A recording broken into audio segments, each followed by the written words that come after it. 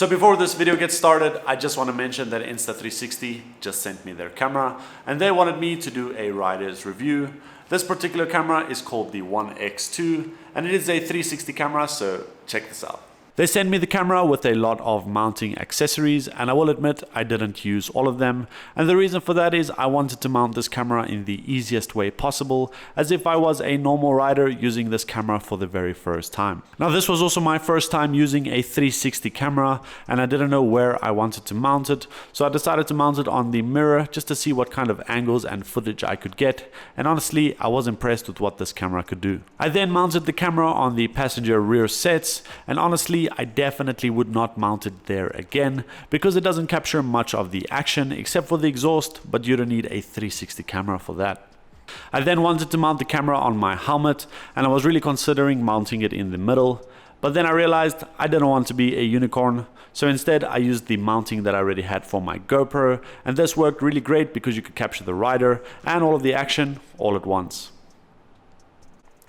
And lastly, I mounted the camera to the passenger rear sets with a selfie stick and extended it all of the way, and this really did give me the best footage because it was as if a drone was following me or I had a cameraman that could run really fast. But when I was watching this footage, it was like watching MotoGP or playing a video game, except this time I was the video game. But out of all of the angles that I've just shown you, let me know in the comments down below which one you thought was the best. I really think that this camera is amazing and can be used by any rider out there. Or maybe you don't want to use it for motorcycle specific, you can literally use it for anything else or any other sport. This camera records at 5.7K at 30 frames per second, which is really high quality. You can also mount this camera in any position, hit record and then select the footage that you would like to use later on, which is really nice for someone that doesn't know how to use a camera. You can also download a Insta360 app straight from your Android device if you don't feel like using a computer, and create really cool videos from your mobile device. As well as Insta360 is currently running a sale for up to 50% off until the 18th of January 2022. So if this is something that you've been looking for, make sure you check it out. Now without further ado, let's get back to the video. What is going on, guys? Welcome back to the channel. First of all, please go ahead and subscribe. We are on the way to 100,000 subscribers, so if you click that subscribe button, there'll be a bell icon right next to it, and if you click that, you'll be notified when I upload a new video. Now, as you guys seen in the previous video, we installed those custom painted candy apple wheels, as well as some Lightech parts and domino grips. If you haven't seen that video, I will put the link in the description below. In this video, I'd really like to get this bike started because it hasn't started for 2 years, so without without further ado, without further ado, let's get straight into the video without the talking. Alright guys, so the goal for this video is to give the bike a service and then see if we can get it to run. But before we do any of that, I would like to clean out this throttle body, making sure there's no dirt or debris stuck inside, as well as just to get it looking fairly brand new. As well as I would also like to remove all of the spark plugs and just have a look at them, maybe clean them up a little bit. I won't be replacing the spark plugs, and the reason for that is, as I understand, the guy that had this bike bought it brand new from the dealer, and then about 3 weeks later had the accident with it, so it doesn't have a lot of mileage, and that is why I don't think we should be replacing the spark plugs, but we will be removing them so we can just double check all of that. So without further ado, let's go ahead, jump right in and get straight to work.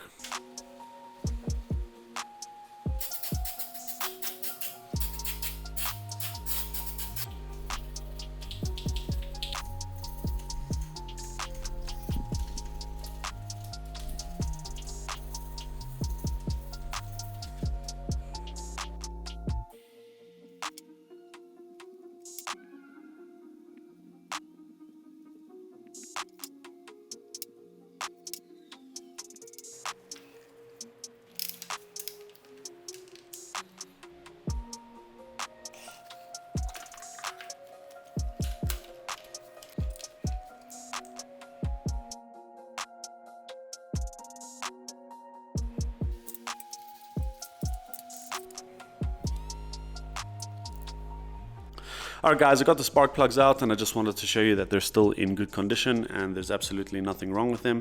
There's just a little bit of black on the tip here, and that just means that the bike has been running a little rich. But as I said, there's nothing wrong with that. I'm going to show you guys how I clean this up. I've got my drill connected to a wire brush, and then I will be using another drill just to connect the spark plugs and spin them. It will make the cleanup process a lot faster, and then after that I'll be taking a wire brush just to get all the spots that I missed. For those of you wondering, there's nothing wrong with cleaning your spark plugs. It's actually a good idea and it might increase some of your performance.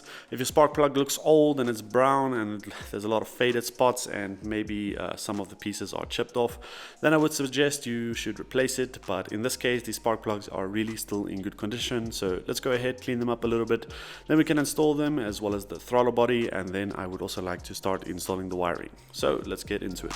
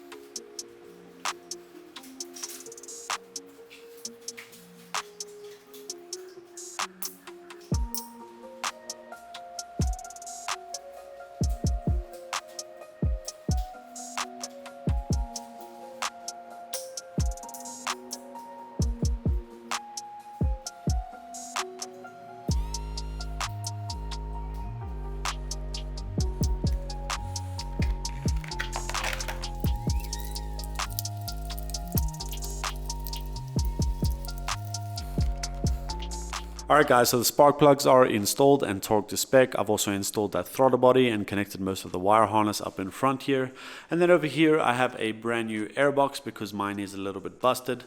I will need to use some of the parts from my old airbox and connect it onto the new one because I didn't buy everything. And then over here I have a brand new tank bracket because mine is also broken. As well as I also bought a brand new Sprint air filter. Apparently these air filters are the best that you can get for a motorcycle, and I'm also surprised that you're supposed to run them dry. So I won't be oiling this air filter. And then I would also like to repair my fuel pump because this is the piece over here that snapped off. I didn't think it was necessary to buy a whole new fuel pump if it was only this piece, but I'll show you guys how I repair this. So let's go ahead and start by connecting all of the pieces on the new airbox, and then we can slowly connect everything on the bike.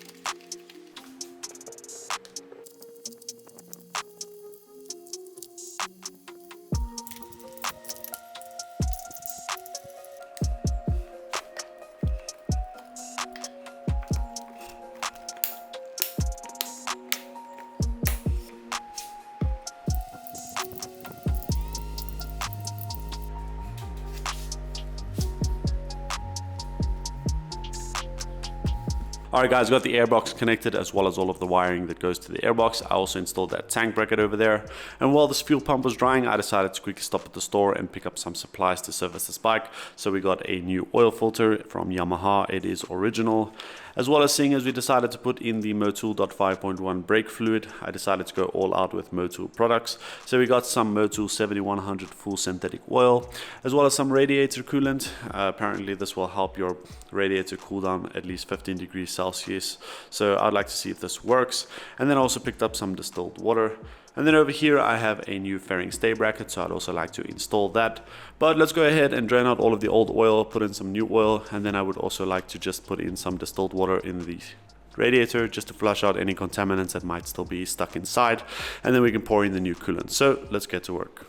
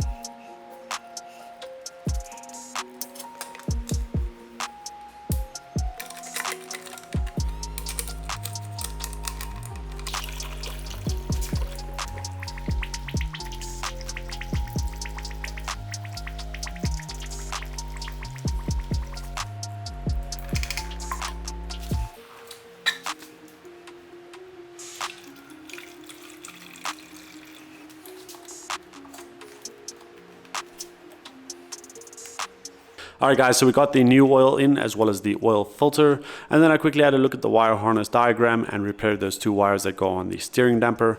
I'm pretty sure those two wires go together, but there are another two wires that I'm not exactly sure where they go. I'll have a look at that a little bit later, and then I also installed the fairing stay bracket. Now I want to go ahead and finish repairing this fuel pump. I need to plastic weld those two pieces together. I also got the tank back from the painters, and the color scheme we'll be going for is a satin color, but I'll tell you guys a little bit more about the color once we start installing the fairings. So for now, let's go ahead, quickly finish repairing the fuel pump, and then we can install everything on the tank, and then install the tank on the bike.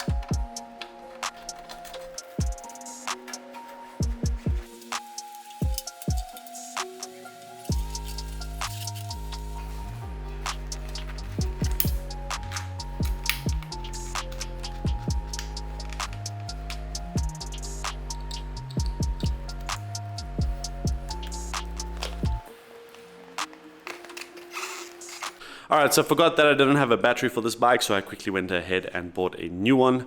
And then there's something that I wanted to talk to you guys about. This cluster right here costs $2,000, and I'll be honest with you guys, I don't have that kind of money right now. It literally costs half the price of this GSX-R if you had to buy it secondhand. And honestly, for something that tells you the speed, it's really expensive, and I don't think it's worth it. So I won't be replacing it anytime soon. I think half of the screen still works, so I can still see the speed.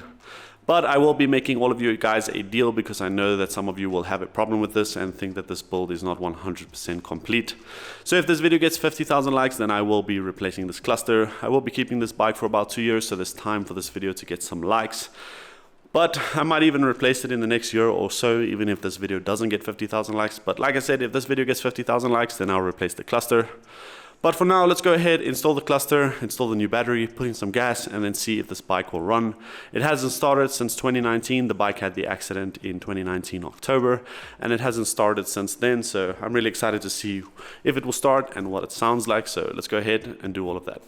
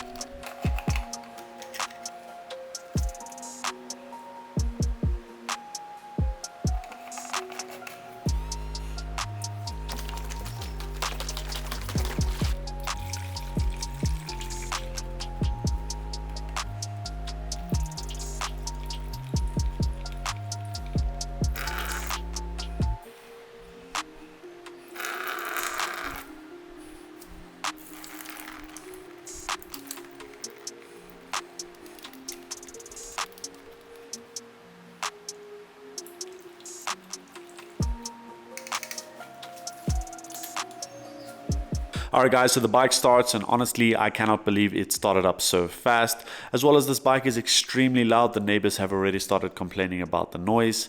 And if you guys wanted to know why the bike was smoking like that, if you guys watched the video where we buffed out the headers, there was some excess oil on it, so it was just burning all of that excess oil off. As well as we topped up the oil level and put in some new coolant. I still need to start the bike one more time just so that the cooling system can cycle through, but I'll quickly do that tomorrow in the morning because it is getting a little bit late. In that box over there I have the new headlights, so I quickly want to install them, make sure that they work, and then I can also get a thumbnail because I need the thumbnail to look a little bit different than the previous video. So let's go ahead, do all of that, and then I'll show you guys some of the accessories we'll be installing on this bike.